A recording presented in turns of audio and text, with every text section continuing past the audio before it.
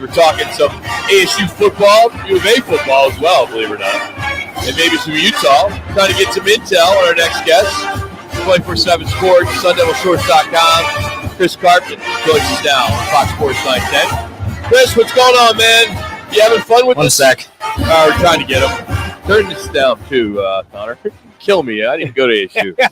Love that fight, son. Next to Why? K-State. Because you couldn't get in? K-State. You couldn't get in, I had could a you? chance. Yeah, Yeah. you had a chance. Matter of fact, Frank Kush wanted me to walk on after Mason Community College as a safety. As a Yeah. safety? Yeah, I said, You're not a safety? I'm a quarterback. Yeah, they had I'm a quarterback. Dennis Sproul was there.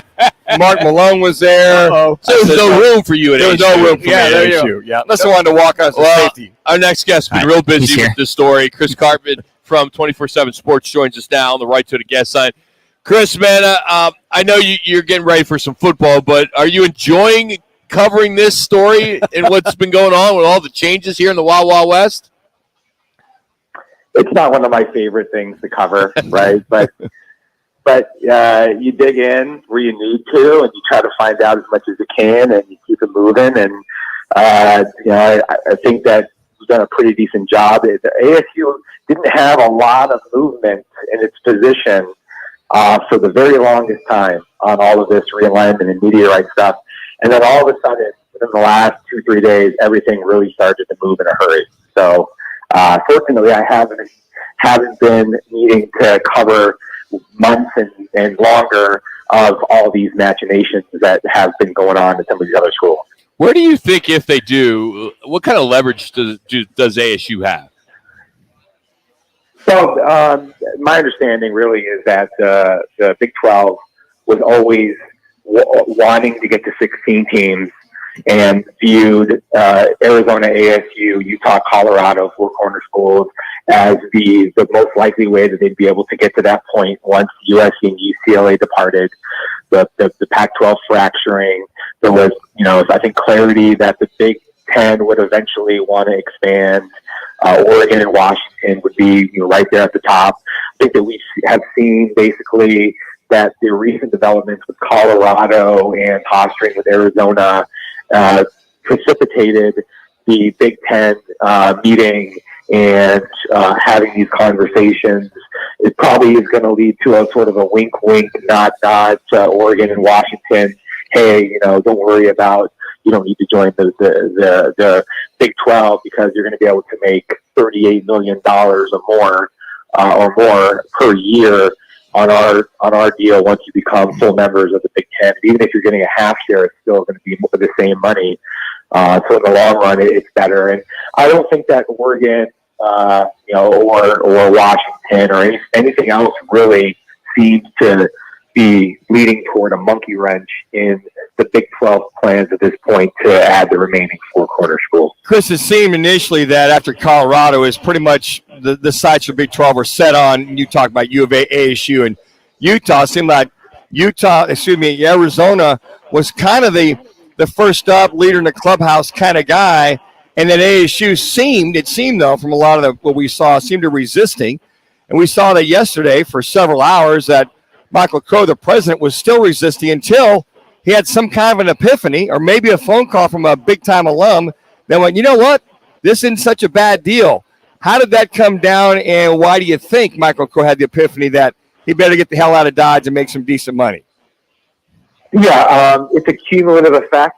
Which drop of water spills over the glass that's already full. What's happened, you have to think about it in terms of the totality of what's happened, right? All of these Pac-12 presidents and chancellors were told that the Pac-12's retention of all of its media rights with starting a conference would be very lucrative, that they would end up surpassing some of these other conferences on the next round of negotiations as a result. None of that came to fruition. You had people around Michael Crow, up to and including his athletic director, Ray Anderson, telling him, hey, look, the Pac-12 is not going to come in with as good of numbers as their posturing is going to happen. You have that happened in the meeting earlier this week where the numbers were in the 20, somewhere in maybe the mid-$20 million range compared to the $32 million of the Big 12. Yeah, the incentive-based opportunity, but that seems like a bad deal for the Pac-12, given what's already happened with its track record on not being able to elevate its brand and media rights and make more money. And then you have the Board of Regents very clearly expressing that the preference is to stay with Arizona and ASU in the same conference. And Arizona, a lot of the media narrative that's out there of Arizona going to the Big 12 has, I think, been smartly a strategy by its presidential leadership to try to move the perception of public opinion in the direction of also trying to get those schools moving to the Big 12. And Michael Crow, he's the only thing that's kind of been anchoring ASU to his academic ideal of remaining in the pack, but you can't really do that if everybody else is departing. You're not left with much of a conference anyway. All right, let me follow up with that then. All right, if that's the way then that you're explaining it and what Michael Crow was thinking, because for me, the light bulb goes on and says to me, oh, maybe he really doesn't want to put money into his athletic programs. He came out and said, I'm happy with the streaming package. And that's a ridiculous statement. So I'm just asking you right now, are you buying what he was selling, or do you just think that he misspoke? And also, why would he try to hang on and think that the streaming package was good? Well, look, so one of the things that I have long said and still believe is because of the college football playoff expansion to 12 teams and the current rules of that being that the top 6 conferences each get an automatic bid to that league, to that CFP, 12 teams.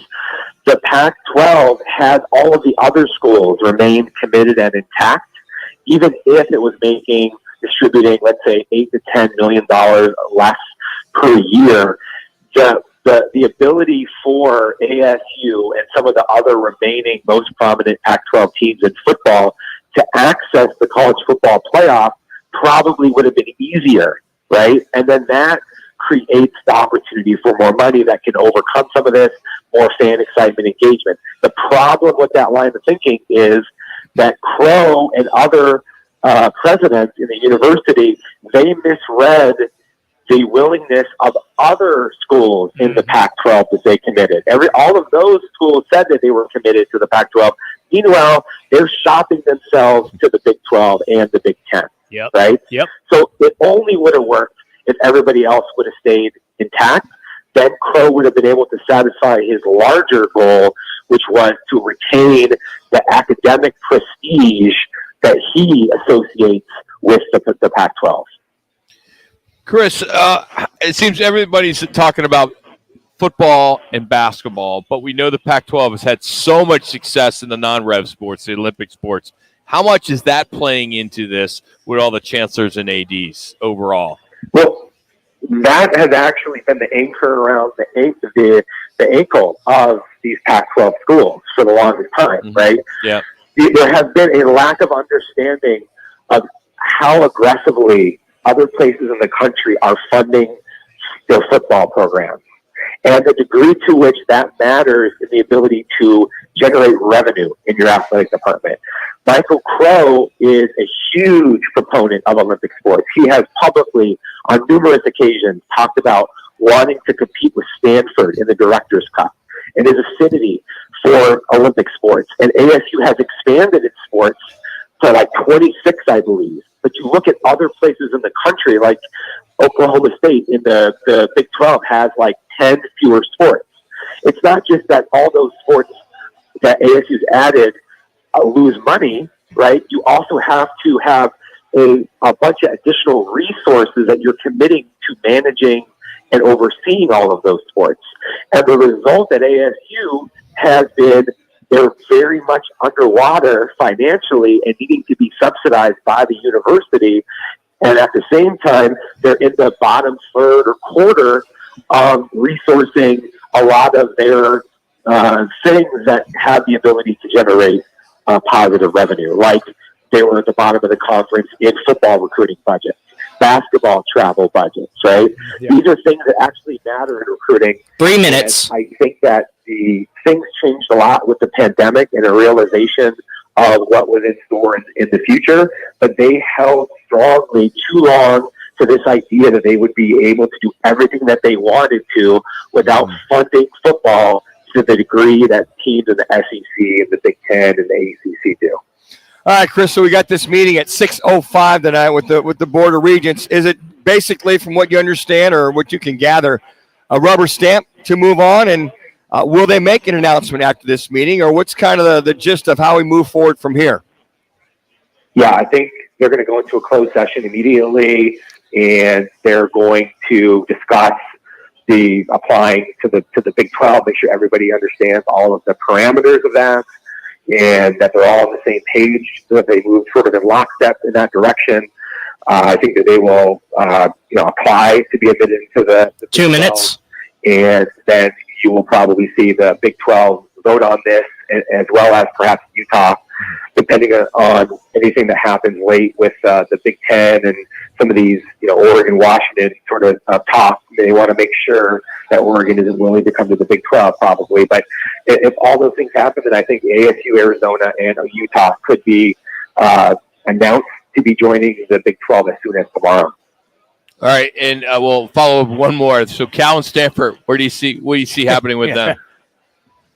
I think Stanford is likely to go independent. Okay. And I think that Cal, which has the worst financial operating situation in the conference and a fan base that really isn't engaged whatsoever, is likely to end up kind of out of the whole thing and in a sort of hybrid Oregon State, Washington State, Cal, and the Mountain West teams in a conference. Yep. Chris, last one. 1 minute. When it comes to these Arizona region board meetings, who's actually in those meetings? And to Manoj bring it up, why 6:05, not 6 o'clock? Well, I don't understand that. Is that something that they do all the time? So I haven't gotten into the granular details of the versus 6. Right? That's too far down my list at this point. But it's virtual, right? It's the board. They're all checking in via Zoom, and this is just some states are like this. This is like a throwback thing. They've always had this board of regents. That people don't really a lot of times understand the history of how ASU became a university and a lot of the politics that's gone on with that, going all the way back to Prop 200 in the 1950s. But there's just this sort of an old sort of approach to where you have these leadership people that oversee and have a lot of influence on what happens in university and athletics, and the presidents have to operate within that framework. I sure hope there's somebody doing a documentary on this, somebody behind the scenes filming this, because this is just going to be so awesome to look back on many, many years from now, how this all came to fruition. Chris, keep up the great work. We'll keep following you on Twitter. Chris Karpman, it's all there. He's posting all the time. He's one of the best in the business. Chris, thanks for the time today, man. We appreciate it. Yeah, my pleasure. Anytime. Thanks. Publisher, Sun Devil Source, 24/7 Sports. Chris Karpman, that's Karpman. Chris with a C. So appreciate him taking some time. But yeah, a documentary would be so awesome on this, on all of this. Just to have somebody right now from the Pac-12 filming this Zoom to be able to even be part of it. Similar to what we saw with the Cardinals on draft day. The behind the scenes was pretty awesome. Yeah. I think we would all love to see something like that, especially how historic this is going to be, as tomorrow